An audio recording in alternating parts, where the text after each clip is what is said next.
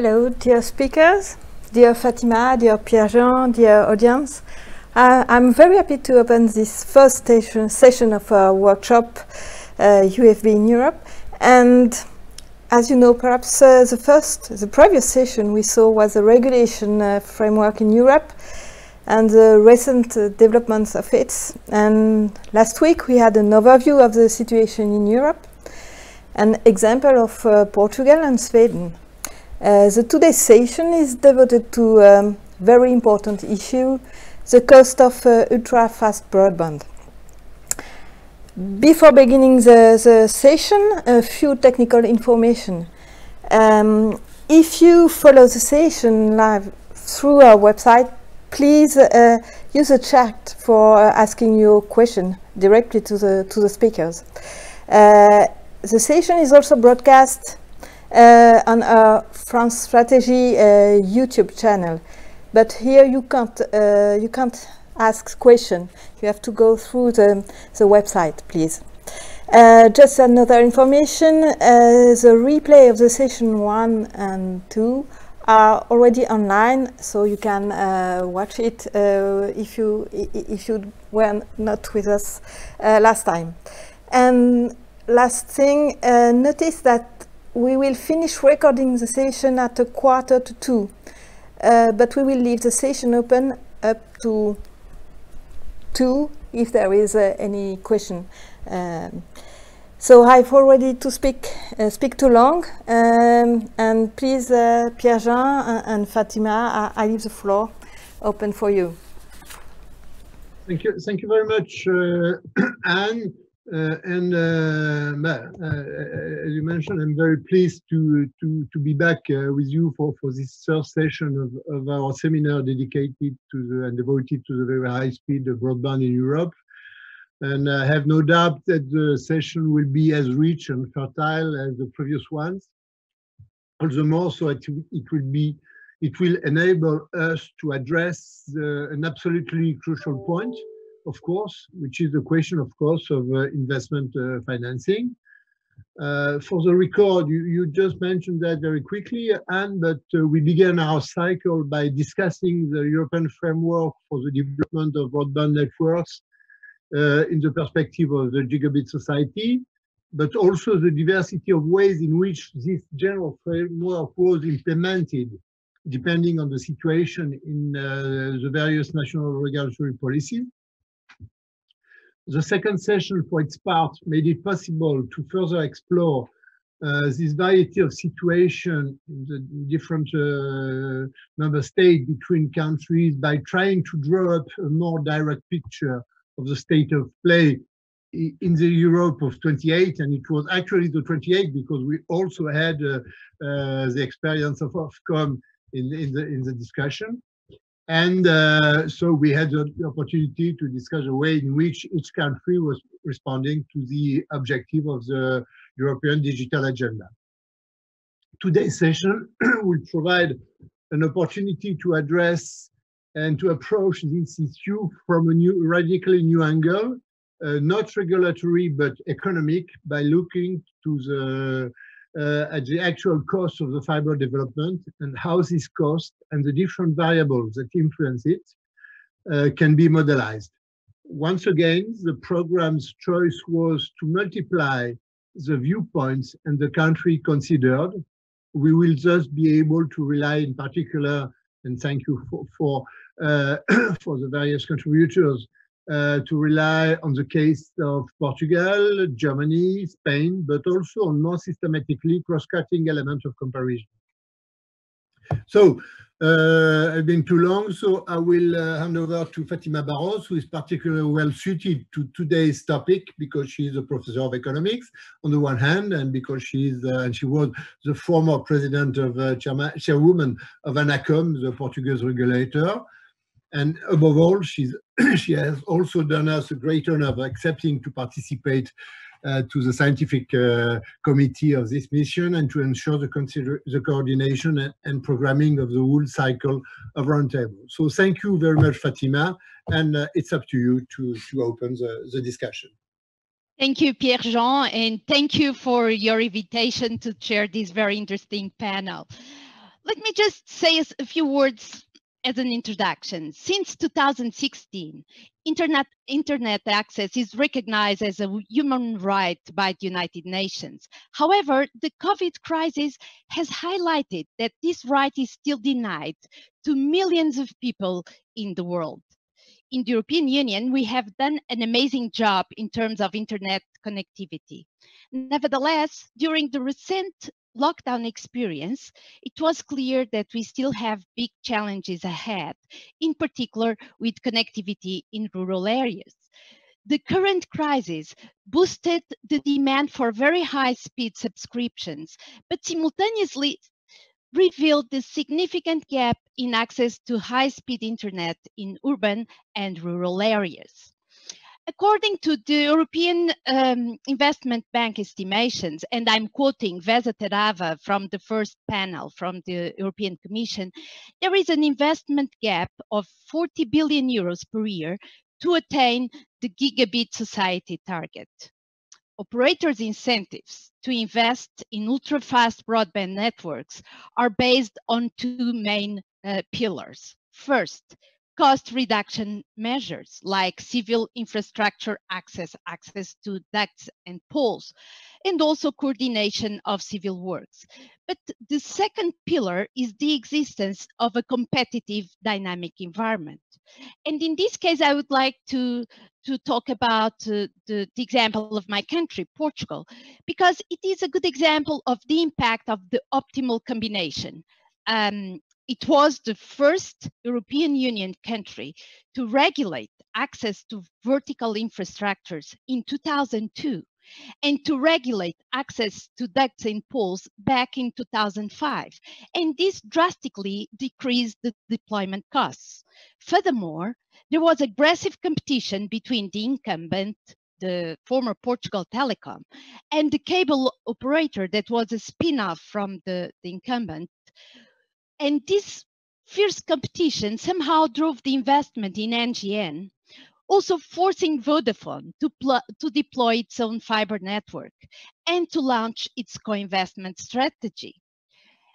The only data I have is from 2017, but I can tell you that back into that period, 43% of the population in Portugal could choose among 3 operators, and 57% could choose among at least 2 operators. Portugal has been, since then, amongst the top European Union countries in terms of ultra-fast broadband connectivity. Therefore, we understand that the cost reduction regulatory measures are very important, but by themselves, they are unlikely to be effective without enough competitive pressure, as we have observed in some countries. However, competition by itself is unable to drive investment in the less densely populated areas, given the impact of lower density on deployment costs. Estimate average costs to pass and connect a household are likely to be higher now than in the past, since operators have been deploying FttH in increasing higher cost areas. And this might offset any cost efficiency related to reduction in equipment costs or access to civil infrastructures. We can also say that some recent studies claim that the final 10% of the most expensive rural areas may require significant state aid because there is no business case for this private investment. So what will be the solution? Do we recognize ultra-fast broadband as a critical infrastructure to support Europe's global competitiveness? And is public funding crucial to complement the private investment? Well, we have many questions to answer. We have only roughly half an hour, 1 hour and a half to discuss this, but we have very interesting speakers. And to contribute to the discussion on this topic, we have Jussi Hatonen from the European Investment Bank, who will talk about the economic impact of high-speed networks. Then Stephen Pentland from Vodafone will share the experience of a pan-European operator facing rather different market structures and regulations. And finally, we'll have Annegret Grobel from Venezia and Alejandra Iturriaga from CNMC, the German and Spanish regulators, who will present the situation of their markets with different levels of success in terms of high-speed networks landscape. Each speaker will have 10 minutes, followed by 5 minutes discussion. And so I will give now the floor to Jussi. Thank you, Fatima and Pierre-Chan. And thank you, everybody. It's a great pleasure to be part of this panel. And greetings from very sunny and warm Finland. It's 20 degrees, almost October, so something is definitely wrong in the world, apart from COVID, but we'll take it here in the north. Now, what I will present, okay, now we have the right slides as well. I will present a study that we actually carried out at the European Investment Bank, and then there's a paper of this, and then everybody who's interested, you can find it online. This is actually goes back to 2011, and I will present a few key findings of it. And this was just after the digital agenda, well, not just after, but after the digital agenda was introduced. And of course, like any public institution and consultants alike were interpreting the digital agenda at the time and looking into how much would it actually cost to do this and achieve the targets as was set forth in the document. Now, one of our interests, of course, is a public institution, and if you look at EIB, we have been financing telecommunications networks not only in Europe but globally since the 90s. And one of our interests also was to compare that with the market investment to see whether what is the magnitude of the investment needed for the digital agenda, and vis-a-vis what would be the kind of market uptake, and how could market actually take that? Because of course, if you look at public intervention at any point, I mean, you have to see whether the market mechanisms alone can deliver this investment. And secondly, what was also as a key topic of the study was that if the market will not deliver, this still need to be justified economically. So does the economic benefits of rolling out these networks outweigh the cost that it would actually take from the public sector to fund these networks? So basically, if we start and then go to the next slide, the basic premise was, and then we start looking at the different studies, and I think there is a quite evident and unanimous research behind the fact that there is a clear link between ICTs, broadband, internet, and productivity growth and economic development. And this goes beyond developing countries where, of course, you see the impact greater, but of course, I mean, this goes also, if you look at, for instance, studies done in the OECD countries between 70 and 90, I mean, they found that actually 1/3 of the total growth of OECD countries was contributed by ICTs, namely the telecommunications networks. Where that comes from, of course, directly from the benefits and employment created by developing these networks and building these networks, but also from the productivity gains, consumer surplus. So there is various determinants and various things that actually contribute to the economic growth. Well, that aside, if you look at only that, and of course that would alone justify the public intervention and public interest in supporting the development of these networks, there is also a wider impact. It varies from social development to environmental. As we can see now at COVID times, once we have to apply these technologies, I mean, I think the pollution has come down quite significantly. So not only that there is a direct link, but there is an opportunity to create significant social and environmental benefits through developing these networks. It goes from social inclusion as well. As we know, I mean, remote areas are distant. I mean, connecting these to the rest of the world. In developing countries, we talk about democracy. Everything is linked, and freedom of speech. I mean, everything is linked to having access to unfiltered information in the world. So I think it goes without saying that there is an impact of building broadband networks.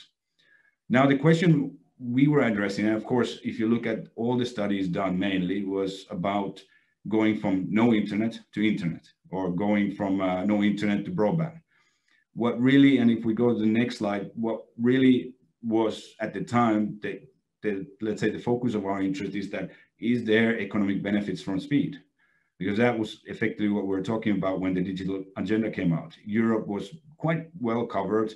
If you included mobile networks like 3Gs already, we could argue that there was a 99%, 98% coverage of the population in Europe for some kind of internet or some kind of access to information. Now we were talking about increasing the speeds with the digital agenda. And that was the key focus, that is there really an impact in the speed? So does it really, is there economic benefits to be gained through getting 100 megabits for people, businesses, etc.? Of course, this is more of what we approached was looking into what could actually be achieved.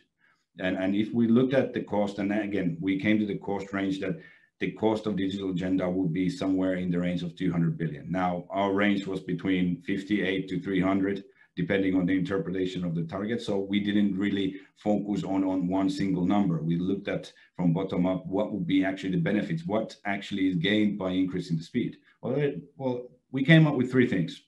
There's actually, the first one is doing what people do, but more productively, more quickly, more faster. And there we actually just draw an example that if from the whole working population in Europe, if everybody would save 1 minute a day to increase connection speeds, that would actually save, and the value of time would actually account to 20 billion a year. And that's only 1 minute per working person in Europe. Now, the second point where we actually looked at is doing more utilizing the existing application. I mean, we look at applications that have been limited by speed, whether it's remote hosting, cloud computing, etc., which actually requires some sort of upload, download speeds that were not available for majority of people, businesses. There, for instance, we just drew an example that if we look at the IT budgets of SMEs, basically they have to run their own servers, which is with cloud computing, you wouldn't have to do that. That would actually, if everybody would have access to cloud computing and they would apply that only within the SMEs and only applying cloud computing, would actually amount to cost savings of 23-32 billion per year. And that's some single sector. If we look at sectors like electricity, education, transport, so forth, I mean, it was estimated that we would come up with 0.5 to 1.5% cost savings per year. So we talk about big numbers that is enabled. Whether these were realized, we're not sure. Of course, these were estimates, but again, showing that if we can provide something that actually can enable these savings, we must do so. The final one is doing new things and transformation. And this is actually where the economies are developing, innovations are developing. I mean, unless you have the pipes big enough, it's very difficult to create services that fit these pipes. So it's like it's like the Noah's Ark. If you build it, they will come. It doesn't always go that way. But at the end of the day, I mean, you don't know unless you build the structures and the infrastructures that actually support development of new technologies and innovations. Now, if we go to the final slide, I think I have a few minutes left, not to overrun the time. So the clear answer is that if the benefits outweigh the cost, the public inventory in this intervention is justified. And what we found in the study as well is that if you look at the cost alone, I mean, 50% of the total cost of the 200 billion we estimated actually goes to financing 20% of the rural areas. And as Fatima said in the beginning, these are the areas where market will not go. And actually, this will create this will actually work against digital inclusion if we build parallel networks in urban areas, in suburban areas, but then we overlook the rural areas, and therefore the market mechanisms are not able to cover these. Again, there's an inverse relationship with the economic return and financial return, and that goes with that point number one as well. So basically, where it makes most sense to invest, actually the economic return is lower because you probably have faster alternative networks available in the cities, while in the rural areas you don't have any. So basically, you would enable much better service. And we concluded that market mechanisms alone are not able to provide ultra-fast networks across Europe. So there has to be some sort of intervention from the public. Now, of course, we looked at the different modes of intervention, regulatory settings, co-development, financial support. As EIB, of course, our interest was in this financial support. And then basically, it led to actually, if you look now back to 2011, what happened after, it actually led to creation of initiatives like the Connecting Europe Broadband Fund, which was, I think, a great initiative. by looking at the market where actually the gaps are, smaller projects, rural areas. So we managed to address those gaps. I just want to end this short presentation that actually now with the post-COVID environment, I think the new normal will actually call for even faster networks, as we can see. Hopefully this line has been good. I'm connected to fiber, so unless I wouldn't be, it wouldn't be so good. But so I think everybody now has realized that now remote working actually causes a significant need for the networks. So I think now we just kind of waking up to the thing that these networks are necessities rather than luxuries. Thank you. Thank you. You see, this is something very important, what you just mentioned, and I would like to go back to what you just said. You mentioned the impact of the pandemic situation on the social value of access to super fast broadband. Yes, it's a necessity right now. We all learned about this. So my question is, do you think that the cost benefit analysis that should be conducted by public authorities has changed in the last 6 months? So if you think about everything that changed, remote work or remote teaching, remote learning, all these demanding for very high-speed networks and the quality of service being so important for the experience of people, even for telemedicine. Do you think this will change the way public authorities will conduct this cost-benefit analysis, and how the European Commission will change its position in what concerns state aid for very high capacity networks? Absolutely. I think, I mean, we're talking about a new economy at the moment, and this will effectively change the way, I mean, it doesn't radically necessarily change how we work, but as an example, working as a EIB, I mean, 2 years ago, I mean, teleworking was a let's say 1 day a week, maximum 2 days a month. Now, I think the new norm is very different. We have already guidances for permanent teleworking practices, etc. So, of course, I mean, you have to look at the situation as it is. And I think now, when companies are changing their internal, and they have actually adopted teleworking as a new normal. I mean, this goes, I mean, I have talked to several companies, and actually, I would say 90% of them have changed their teleworking policy. Sure. All right. So, and what do you think about the impact of 5G?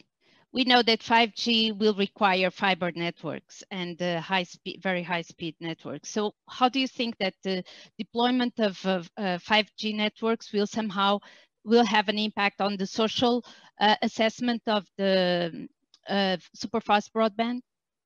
Yeah, absolutely. I mean, by the time we did this study, 4G was there, but 4G, you had significant congestion issues. Delivering broadband, especially in certain areas, if you have multiple users on that. Now, we don't know how 5G will impact. I think 5G will be a welcomed solution to cover the last 10%, the 5%, and probably it will be sufficient for that. But again, as you rightly point out, I mean, we still need the fiber network. I mean, we cannot run a 5G network on wirelessly and backhauling, etc. So I think it's a mix, and that was one of the discussions we had back in the day on interpreting the digital agenda, that we shouldn't be looking at fixed networks. I mean, in certain very rural areas, actually the economic cost outweighs the economic benefit if the cost is too high. So we have to look innovative solutions, and it's a mix of technologies that we need to apply. In your studies, the take-up rate that you assume is roughly what, 50%, more than 50%? Well, that's a good point, because one of the arguments we also made at the time was that if you put the cable in the ground, it doesn't create anything. I mean, people have to use these networks to create the economic benefits. Well, of course, it creates employment, but that's about it. So, yeah, indeed. I mean, we modeled certain take-up rates. It was not even 50%. I mean, we used even lower than that. But over time, of course, we had a lot of evidence from financing fiber networks. We knew where the take-ups will go in 3-4 years' time. So we actually were basing these studies in real-life examples. So I think that right now, the figures that we had even 6 months ago have probably changed quite a lot, right? So the the benefits that arrive from the deployment of very fast networks are probably much higher right now, and this gives more higher strength to support these investments in those, in particular, less dense areas, right? Yeah, absolutely. Okay. Thank you, Jussi. So now I will give the floor to Stefan to present the Vodafone's case. Morning, everybody. Can I check you can hear me clearly? We can. Yes, great. Okay. So thank you so much for inviting me to participate in the seminar. It's my pleasure to be with you this morning. Vodafone, as I'm sure you know, operates in 22 markets around the world. Half of those are within Europe. And while historically our focus has been on mobile infrastructure, over the last decade, we've been building a convergence position in fixed and mobile across the majority of our markets. So I'm responsible for leading our policy and regulatory work in relation to telecom networks, both fixed and mobile, really to ensure that in as many markets as possible, we have a policy environment that supports strong investment and sustainable competition. And in our experience, because we're not an established player in any home market as such, it's that combination of investment and competition that drives strong rollout of networks, whether fixed or mobile, strong innovation in new services, and benefits and value for money for customers. So in mobile, we take network competition for granted. Mobile customers in most member states have a choice of 3 or more competing providers, each with their own network. And the economics of mobile networks allow nationwide network-based competition between those players. And in mobile, the two outstanding questions really are, well, number one, can the market itself decide how many players is sustainable, or in what circumstances are regulators justified in applying so-called market shaping measures, in other words, offering some discriminatory enticement to a new entrant, or indeed blocking a proposed merger between market participants. And the second question is, to what extent can competing operators share networks and get costs down even further without compromising the effects of network-based competition? And you see that play out in merger or network sharing reviews that we've had recently in Italy and the Czech Republic. In the world of fixed networks, the challenge is quite different, and it varies by market. It's how to encourage investment in competing ultra-fast broadband networks. And I mentioned Vodafone operates across several European markets, and there the backdrop is different in each market. The level of existing competition and network investment varies, of course, market by market. For markets that already have extensive cable networks, the market should already be benefiting from strong competition between networks, at least in urban areas. And that's the position that we find ourselves in markets like Germany, the Netherlands, Hungary, Czechia, and Romania. In markets that didn't benefit previously from cable investment, the question now is how to stimulate competitive investment today. And that's why this is such an important discussion we're having today, to look at the economics of fixed networks for fiber. And I guess the starting point is to think about the physical build costs. What is it that makes it expensive or time consuming or difficult to roll out fiber networks? And this is where the BCRD directive has a key role to play. Now, with the benefit of operating across multiple member states, each with quite different and homegrown approaches to regulations and permits and so on. And really in anticipation of the BCRD directive, we 2 years ago carried out a very detailed study among our European operating companies to find out how difficult or costly it was to deploy digital infrastructure. And we built something called the DDI, the Digital Deployment Index, comparing 120 policy and regulatory metrics across each of our markets, covering things like passive access, co-investment, planning, permits, spectrum availability, operating costs and taxes and so on. And never before had we come across or been aware of such a detailed comparative assessment across member states of the regulatory barriers to deployment. And we shared these results privately with each of our national administrations across Europe to show them specifically where it would be possible to make policy improvements to help accelerate deployment. And of course, the answers are different for every market. They're bespoke to every market. And so those administrations could also learn lessons from neighboring markets where those countries had maybe achieved different or better scores in particular categories. What is the key to getting planning approval down to weeks rather than months or years, etc.? What are the benefits of duct access, for example, and how do you make it work practically in a timely way? We also shared those results collectively with the Commission so that they would have a hard data set from across Europe so that they could gain some appreciation for the degree of variations that exist today in those regulatory barriers to deployment, and therefore where they could focus their BCRD efforts to achieve the greatest benefits, market by market, but also overall for Europe, so that we could get one step closer to a digital single market.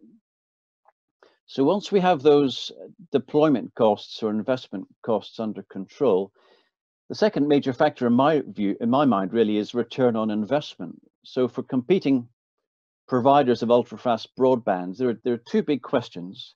One is how quickly will customers in a fibered neighborhood take up the service? And Jussi touched on that a little bit about what level, how quickly do customers want the service? Is there a benefit in stimulating take-up? But that's sort of normal commercial risk. You invest in something, you're not sure how quickly the market will take it up. And that's your job as an investor to take that commercial risk. But the second one is something which we can do more about as an industry, and that is the share that the individual provider will achieve. Now, of course, competition is about players each having a go to see which customers they can win and what market share they can achieve. But it's this uncertainty around market share that therefore impacts the economics of fiber build.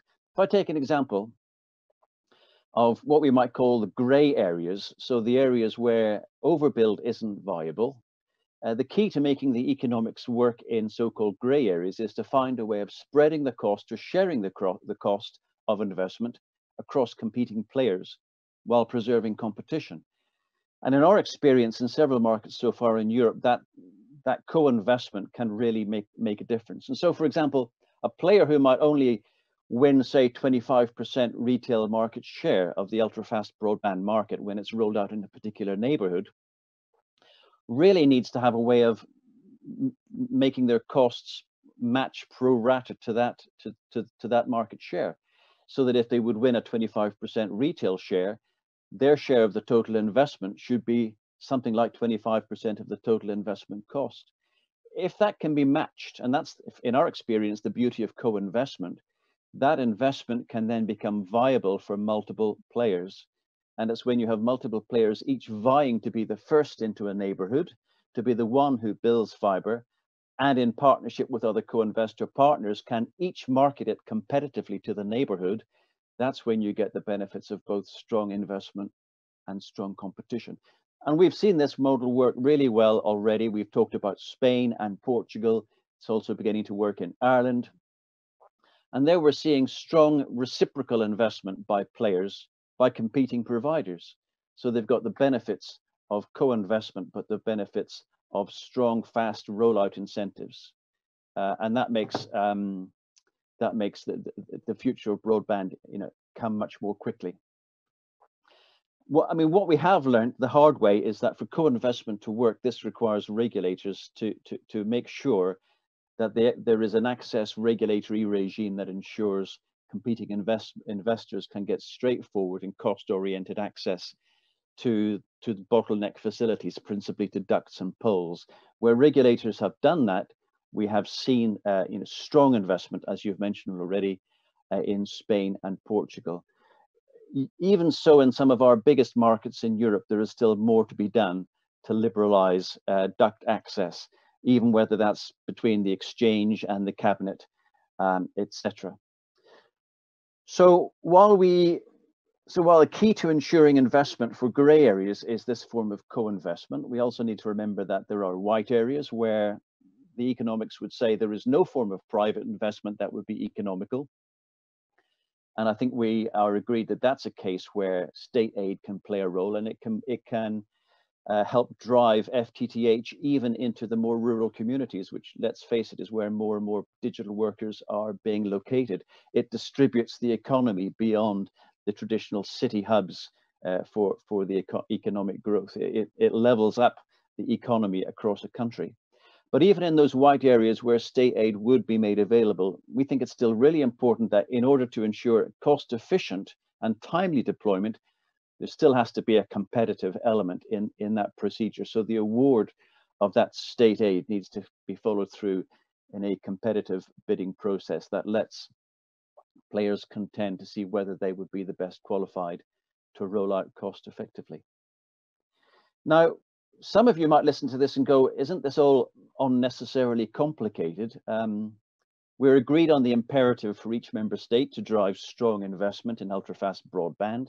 We know that we're a digital economy, and especially during a pandemic, the economies that are digital survive better. And we're agreed on the benefits that come with multiple players participating in the market, because we've seen it in so many of our member states already. But one or two of you might be saying, well, wouldn't it be quicker and easier if we just joined forces and created a single national consortium that could maximize scale and reduce complexity and uncertainty? Maybe the sort of consortia that you see in defense or aerospace, when it all becomes too difficult and our number of plane manufacturers or defense manufacturers consolidate into these big industrial consortia. Isn't that the way to put real industrial strength behind our fiber ambitions? And it's that kind of monopoly that's being now proposed today in Italy in fixed broadband.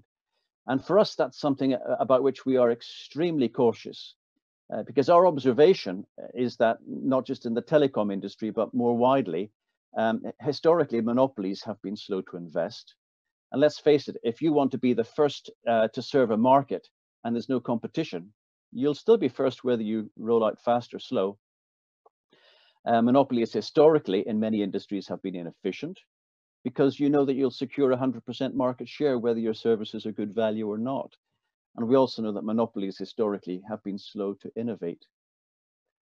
So the lessons, I think, from the rest of Europe, and many of them we're hearing about this morning, is that digital customers, whether consumers, business, or public services, benefit most when they're served by strong competing providers under a regulatory environment that encourages investment and facilitates efficient and competitive co-investment. I'll pause there and welcome any questions. Thank you. Thank you, Stefan.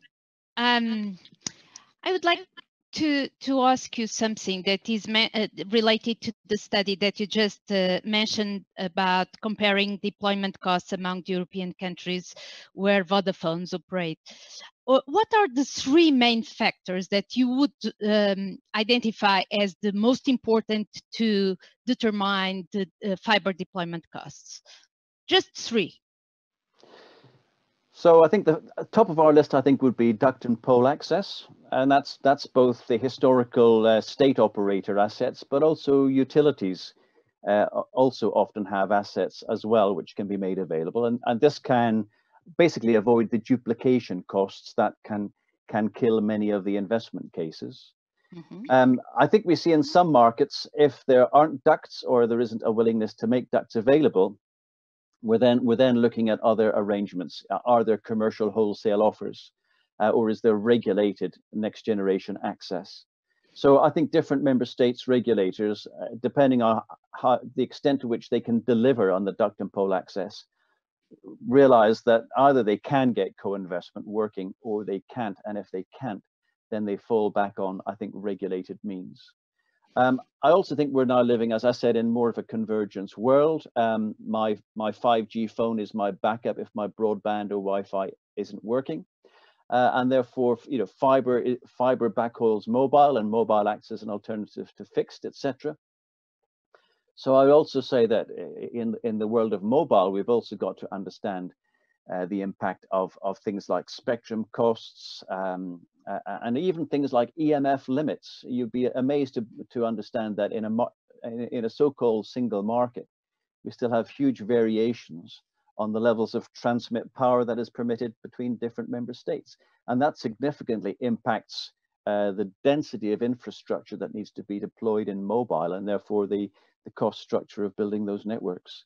Maybe there's one other, which I did touch on, network sharing in mobile, and co-investment, I think, is a well-established pattern in fixed. In co-investment, we are just beginning to see network sharing, and it is a well-debated question what degree of network sharing delivers the majority of cost-saving benefits to the participating operators, while not compromising independent network planning and rollout by those competing players. And as I say, we see with DG Competition a review of network sharing both in Italy and the Czech Republic, and some clarity around what degree of network separation is necessary to safeguard independent and free competition even between network sharing operators. Well, Stefan, Vodafone has been a pioneer in co-investment agreements, and I think that it started by a co-investment agreement with the former Portugal Telecom, I believe back in 2014 or 15, I don't remember. So my question is the following. What has been your experience with these co-investment agreements other than Portugal and Spain? And how do you relate the possibility of these co-investments with the actual deployment costs that you must bear? So, and also something that I think is important is how will these co-investment agreements be extended to the 5G networks? Because I think this is the next question that we will have, sharing at new paradigms in some sense related to how we will organize the new 5G networks. Yeah, so I think you're right. Spain and Portugal for us have been the most concrete and successful examples of co-investment in practice. Why did they work well? I wasn't involved in the agreements themselves. That's too many years ago. But I think the key is that mutual participation in these investment vehicles by multiple operators, each with their own retail ambitions, gives them confidence that they can share the cost of investment, yet are also free to compete to win end customers. And it's that balance which, as I say, in these grey areas makes the economics viable. It's relatively easy to compete in urban areas, dense urban areas, with your own dedicated fibre network, because the cost per premises passed is lower, and therefore you can afford to have a lower proportion of premises passed connected. Whereas once you get into the more grey areas, if you start dropping off your share of your ratio of homes connected to homes passed, premises connected to premises passed, your payback begins to suffer enormously. And that's where this co-investment really works its magic, because the cost per premises passed is the same, and yet the competitors who are participating in this reciprocal arrangement are each driving sales into the neighborhood. And therefore you maximize the utilization of the asset that has been co-invested in by competing retail providers. So for us, that's the beauty that works really well. The French model, as you discussed in the first session, is slightly different, but it also has, as I've observed, delivered very compelling results. In Italy, for example, we don't yet have what we would regard as a fully functioning market yet for broadband. But Vodafone, along with a number of other major retail fixed providers, does co-invest in so much as we put a large amount of money every year into open fiber, which over the last 5 years, as a challenger to the incumbent, has moved Italy on the DESI index from bottom of the pile to middle ranking.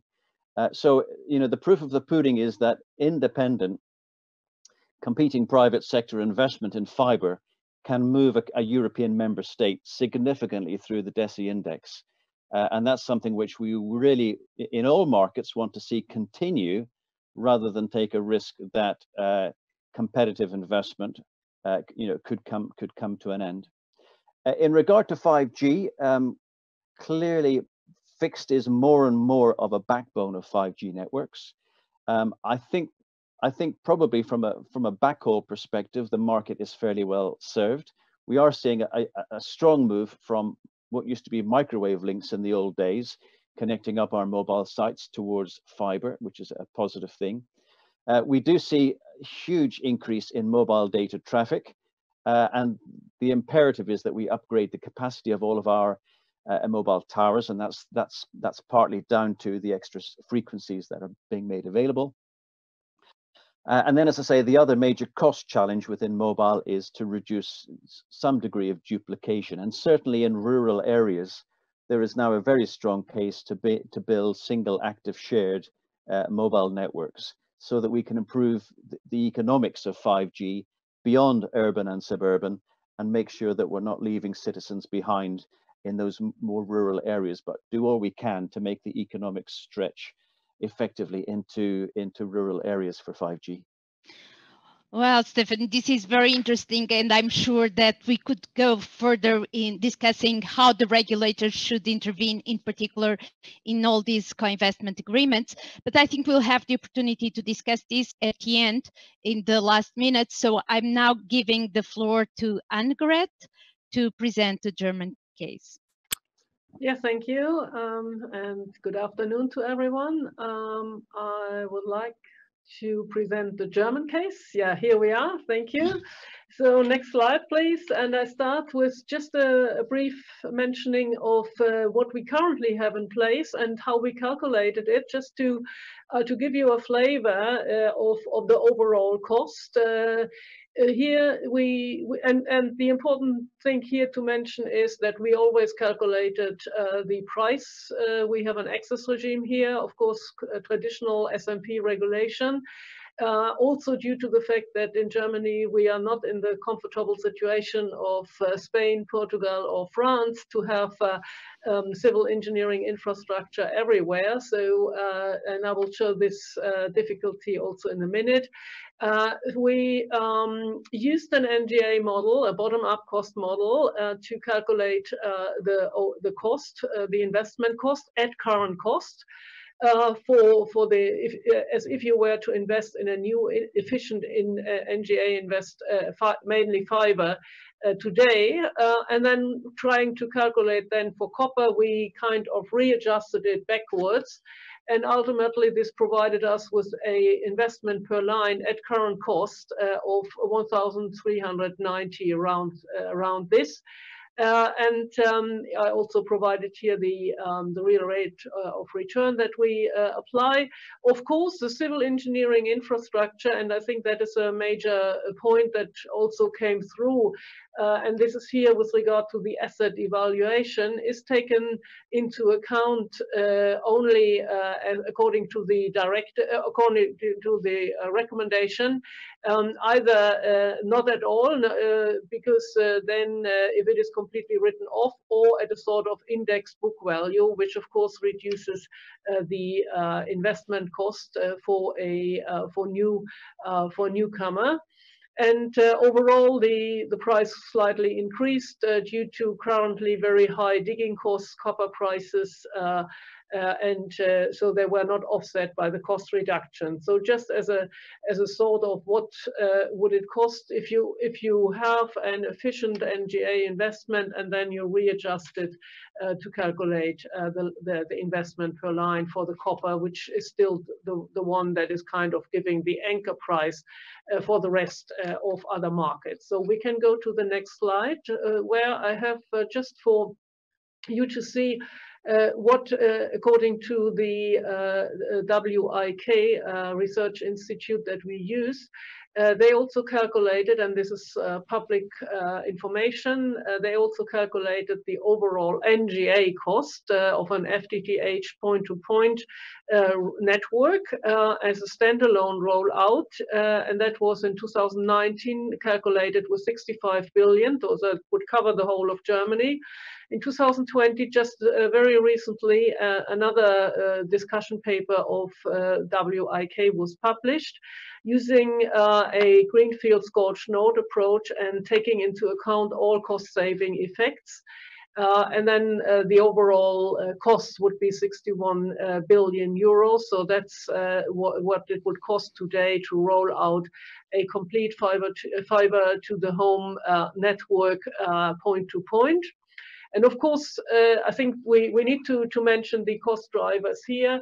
The population density and distribution is one of the key drivers, and that is something which is, let's say, in a way, sometimes working against Germany, because we do not have such a, let's say, capital where 20 or 25% of the population live, like in Paris or in London. We are spread more evenly, which of course means in that case higher costs. As I said already, we don't have civil engineering infrastructure everywhere, so we can only use it where it exists. And we have duct access for this case, both according to the S&P regime as well as BCRD. And last but not least, it is important to factor in the whole equation, the asset valuation for existing reusable civil engineering infrastructure. Now, this is, let's say, the side of the costs for deployment. On the other side, of course, the business case depends on the speed of take-up, and the previous speakers mentioned these already. And again, here, Germany is way off very slow, because up to now, customers had a relatively low willingness to pay. Mainly, I think, for the reasons that most of them, that the VDSL or the super vectoring lines provided a good service. And maybe now, with the experience of COVID-19 and home office, homeschooling, etc., home working, it might change, and there might be an acceleration to this. But compared to other European countries, at the situation right now, we have a slow take up. On the other side, we have relatively high rollout costs due to the fact that we are not able to have infrastructure sharing everywhere. And so we must make the optimal combination, as Fatima put it, via regulation in a way that it works out. So we can go to the next slide, just to and the one after that, of course. Just what are we going to do? For the market analysis, we have already notified for the next period market 3A. And the basic message here is just to say that we have not divided the market into markets for copper or fiber or different technologies, but they are all included. The market is nationwide, and Deutsche Telekom continues to have SMP, so to be dominant. Of course, we have more operators, in particular cable operators, but Deutsche Telekom has a high market share and an unconstrained freedom to set prices. So therefore, we have designated Deutsche Telekom also as an SMP operator for the future. And we notified this to the Commission and received several comments about the market analysis, but it was passed. And so that's what will enter into force once we also have the remedies in place. And then we can go to the next slide. Yes, and the one after that, and now there was a discussion paper published in July last year, and also a hearing, and that is discussing what would be the future regulation for market 3A. There are different considerations, in particular regarding differentiated remedies, so between copper and fiber. And of course, that is what was mentioned, whether there should be more price flexibility for fiber. We have it partly already, and now there are further consideration, also, of course, using other instruments, also with a view of what the code provides. And as I said, we also have the BCRD, And all this must, of course, fit together in a way that takes into account the structural factors that I mentioned before, in order to have a, let's say, a regulatory framework that provides the necessary framework and incentives for fiber rollout under these specific German conditions. So that's, let's say, the message I want to place here.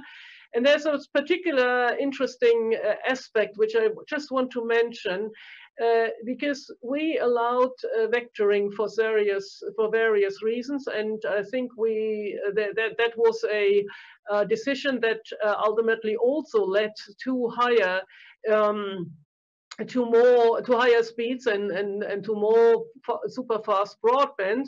But of course, there's on the other side the continuous discussion whether this slows down or fiber rollout. So one of the questions of this discussion paper, of this consultation paper, is certainly whether this should be, let's say, rearranged. Currently, the ruling chamber received 15 comments and now is working on a draft decision to be published, hopefully still this year. But of course, in that regard, COVID took us, let's say, slowed us down a little bit. I will skip the next 3 slides and then come to the final slide of the conclusions. So this is, can be made available, but I promised Fatima not to go through all this. This is what I just summarized in terms of possibilities regarding future fiber regulation, including price regulations. So, and the next one, yes, here we are, thank you. The national consultation of this is envisaged still in 2020. We don't know whether we can manage it. I just want to mention what came up here as well, that we're also looking at certain synergy effects with 5G deployment. You know, we have already had the 5G auction and with heavy coverage obligations and the overall national broadband plan and gigabit society plan builds also heavily on high-speed mobile broadband. And of course, as was mentioned, the two must fit together.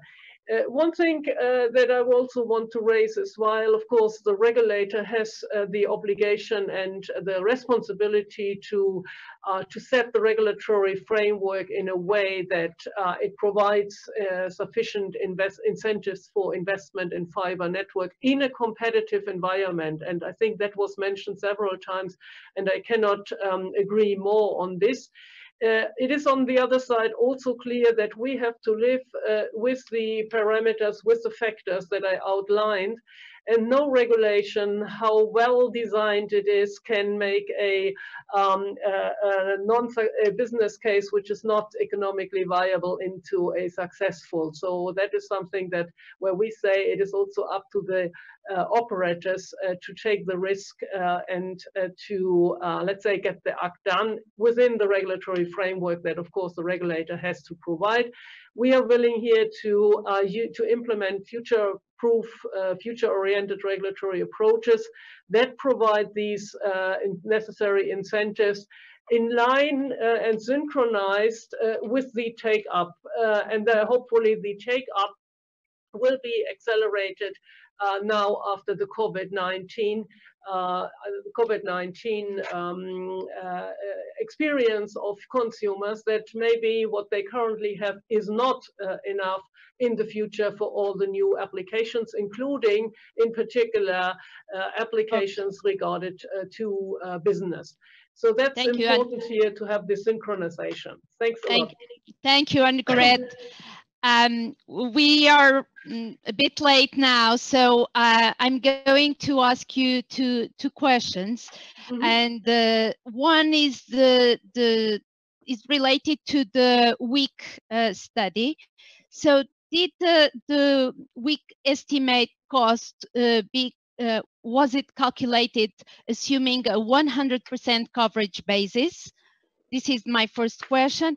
And the second question is related to ask you to clarify the regulatory measures to guarantee cost-oriented access to the incumbents' ducts and pools. It was not very clear to me at which level are we, and I would like to point out a more specific question coming from the audience. That is the following: are alternative operators in Germany able to access exchange to cabinet incumbent ducts for fiber services as well as for VDSL services? So I think the two of them are connected. Okay. Yeah, okay, so the first one, yes, it is the assumption of 100% homes passed. All right. With certain assumptions, of course, regarding the exact way the lines are connected to the MPOP then in the future. So there's a new algorithm, a new cluster algorithm that tries to catch the specificities of fiber rollout, which are different, slightly different to copper. With regard to duct access at the street cabinet, they have the right to access it as long as it relates to the goes to the as long as it relates to the let's say main network. So it's not in a way unconditional, but it must relate to the link to the network. So to cover the bridge there. So that might be a difference between in other countries. So it is currently limited to existing ducts where they are for related to the network. But it was not very clear if you have regulatory measures in place that follow the cost reduction directive to give access to ducts and pools to alternative operators. Well, not on the difference is what I just described. Indeed, is an SMP measure, an SMP obligation.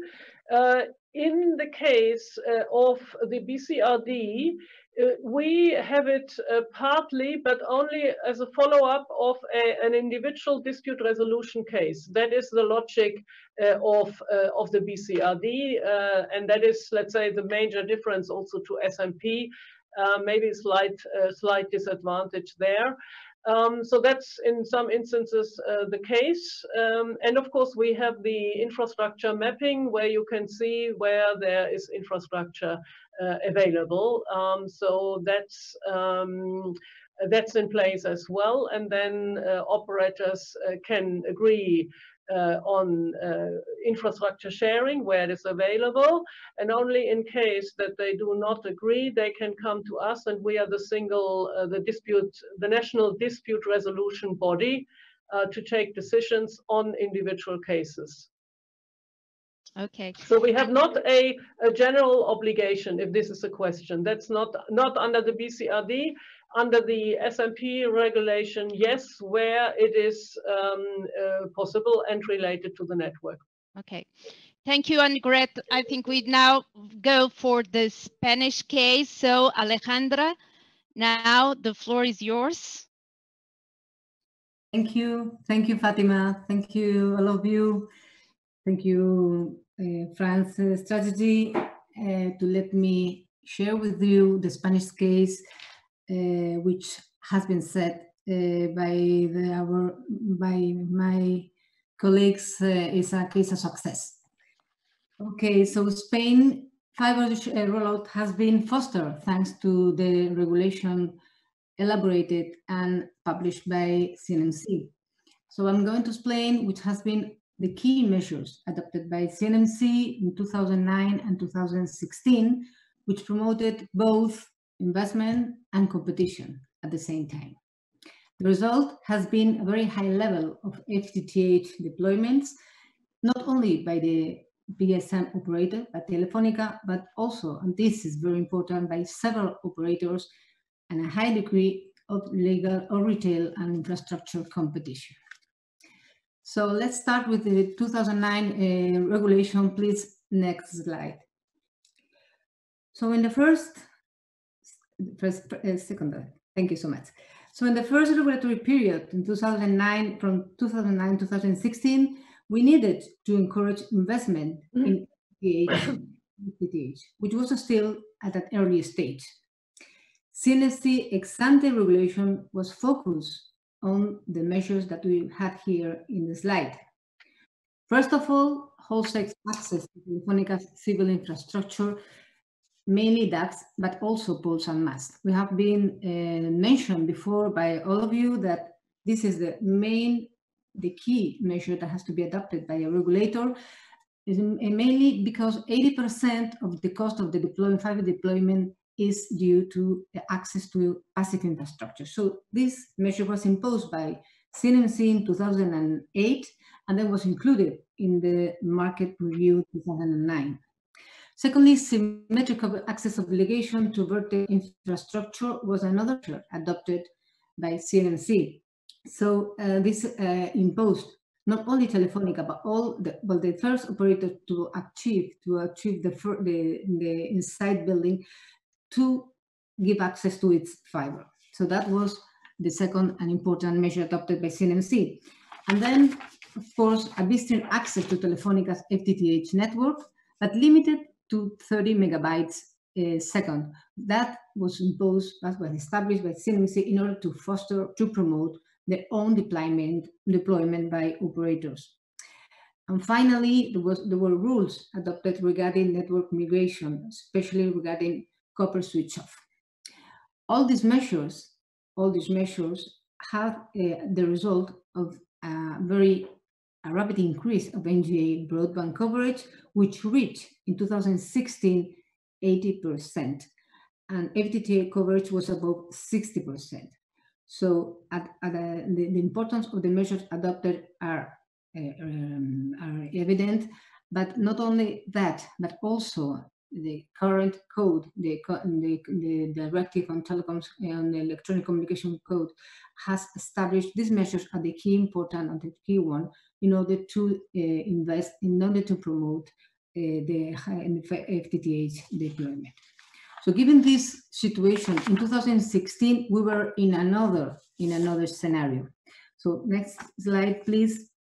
So in 2016, when we were going to analyze our broadband market, we established that we acknowledged that the competition situation was absolutely different from 2009. So that allowed us as regulators to establish and impose different measures. And the first one and most important one was a geographic segmentation of wholesale broadband access products. We saw and we introduced this measure in order to capture the different investments and competitive dynamics that had been developed in Spain. So we acknowledged there were two areas, one competitive area where no obligations on fiber network were imposed. This one competitive area was established by under-accrued criteria, which was that at least three NGA operators with more than 20% of coverage had to be in that municipality. So that the result of this criteria was that 66 municipalities were considered competitive, more or less 33% of the Spanish population. So in this area, as I said, no obligation on fiber network was established. But the rest of Spain was non-competitive area. So there we imposed to Telefónica to give access to its fiber network, not only with a VULA, but also with FTTH bistring. And which are the most important characteristics of these wholesale FTTH wholesale services? First of all, there is no more speed limit. There is no 30 megabytes per second limit that was imposed in the previous review. So Telefónica must provide the same speed it offers to its own clients. Currently, I want to say that has been this speed is 1 gigabyte per second. So it's very impressive figure.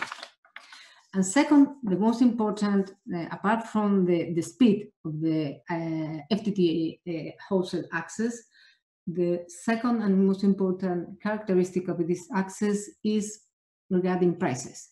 No more cost-oriented prices is imposed, but its prices are under an economic replicability test. So Telefónica is free to establish its own wholesale prices, but has to ensure the replicability of their products. And this is regarding the geographical segmentation and the access, broadband access obligations imposed to Telefónica.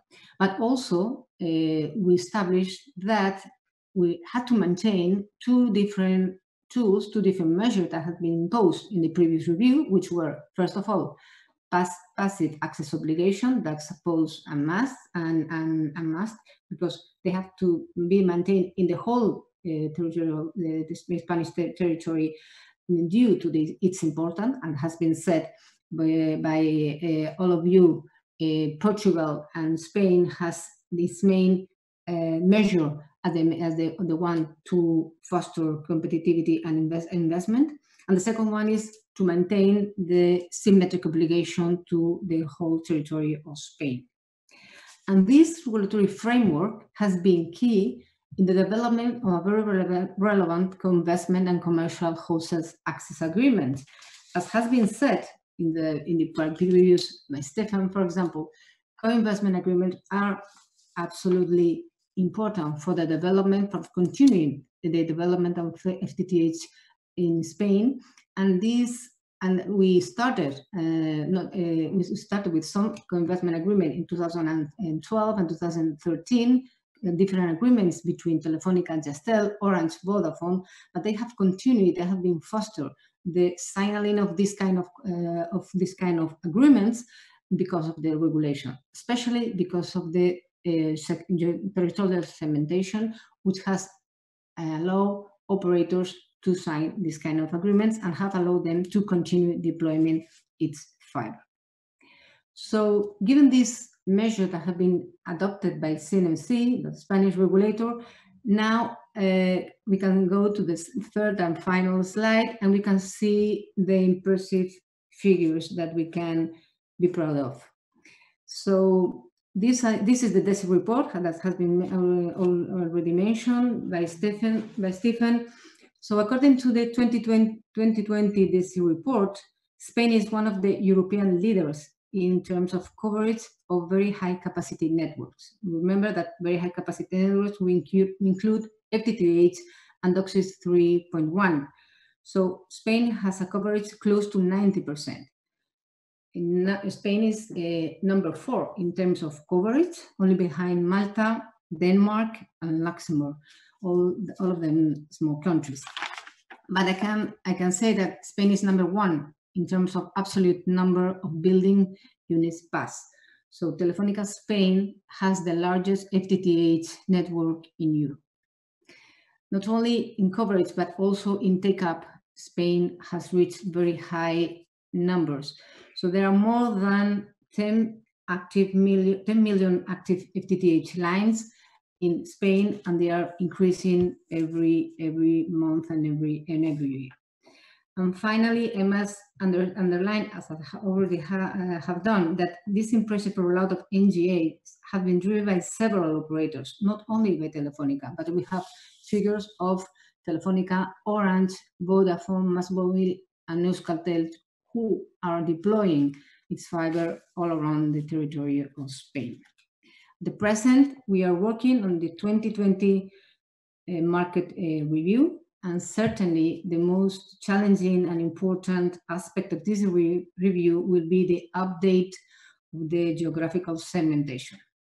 So that's what I wanted to share with you. Thank you very much, and I'm keen to answer any questions. Thank you. Thank you, Alejandra. There is no doubt that Spain is a real case of success in Europe, almost as successful as Portugal. Do you think that the reasons for Spain to be so successful in terms of fiber deployment can easily be replicated in other countries.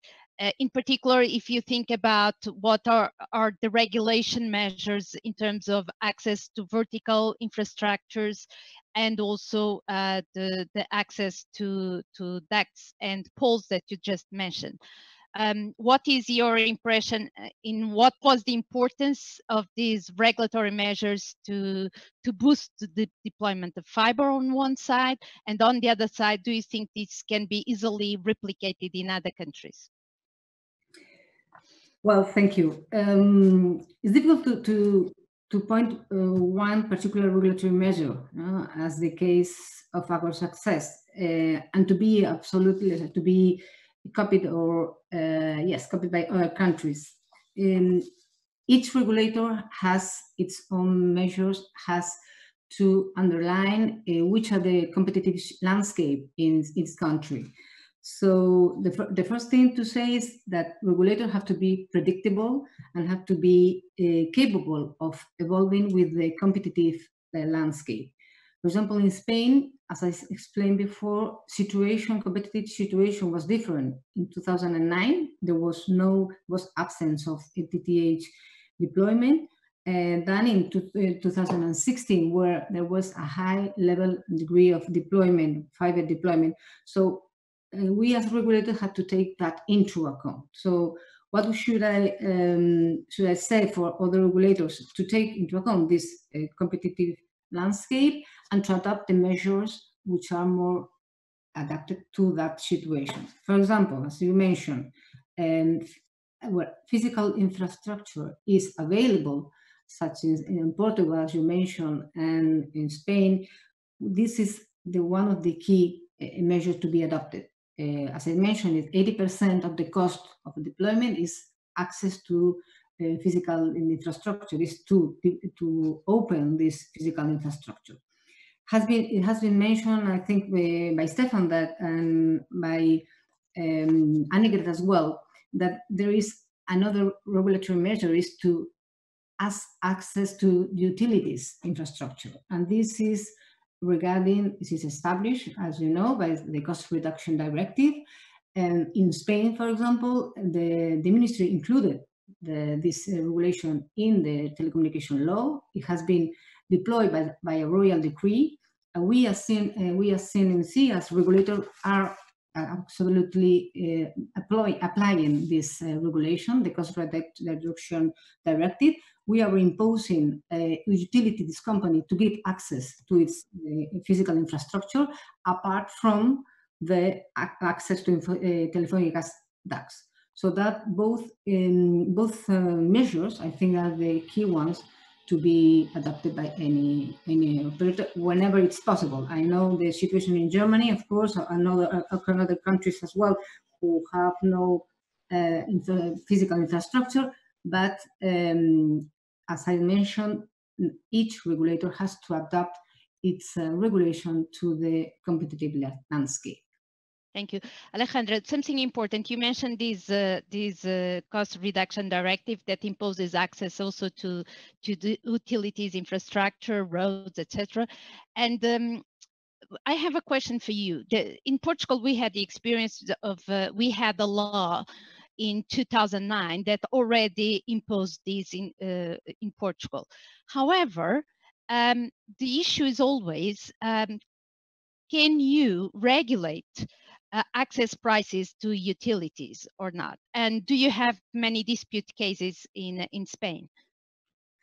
We not many, but we have had, because the problem is, of course, we are telecom regulators. We couldn't, as you have mentioned, we couldn't have competences on utilities, on imposing prices to utilities. But as is included in a law, in a telecom law, gave us the possibility to solve disputes between an operator and a gas company or an electricity company. And of course, the key problem, as you have mentioned, is establishing prices. So that was a little bit challenging for us, and we took into account a lot of criteria in order to establish prices in these disputes. As I said, we're very few ones, but in the end we have to take into account all the situations in order to establish cost. We have no accountability for utilities infrastructure, but we took any kind of indicators to establish this kind of prices. Thank you, Alejandra. I think that Annegret would like to add something to this question. Yes, there's a slight difference in our situation. Besides the fact that we are also energy regulator, we can the BCRD in any case, as Alejandra was saying, indeed provides for the possibility to set excess prices, but not in a way of, there is no specific cost orientation measure provided, but it just says according to the principle of fair and reasonable prices. And that was what we sometimes imposed. And in one case where, interestingly, Deutsche Telekom was involved in the case, we, of course, for consistency reasons, had to interpret fair and reasonable in this case as being cost-oriented, because otherwise the same type of duct would have had different prices, and that wouldn't work. So you have to, the term fair and reasonable is a bit broader and has to be seen in the context of the BCRD regulation. But there you can also impose prices, but it's not, let's say, in a way straightforward, and certainly not, possibly not generally as strict as in the case of SMP regulation. Thank you, Annegret. I have a last question for Alejandra. Stefan just mentioned how important co-investment is to ensure coverage, in particular in those gray areas, those areas where the deployment costs are very high.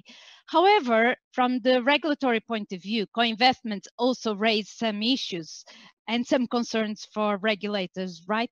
Alejandra, would you like just to share with us what was your main concern related to these co-investment agreements? Related to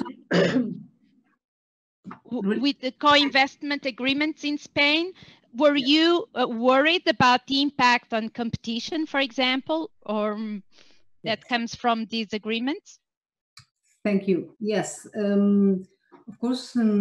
I really agree with Stefan that it's very important for having a very high level of coverage, FTT coverage, to have state aids. At a certain moment, we have to include state aids into our regulation, and of course, in our case in Spain, is the ministry in charge of state aid for fiber deployment. It's clear that the role of state aids will be more relevant in order to achieve 100% of coverage. Know that now in Spain we have reached 90% of coverage in FTTH, so the rest will have to be used, have to be achieved with state aid. But the problem, as Stefan has mentioned, is that still competition has to be is crucial and has to be taken into account. So.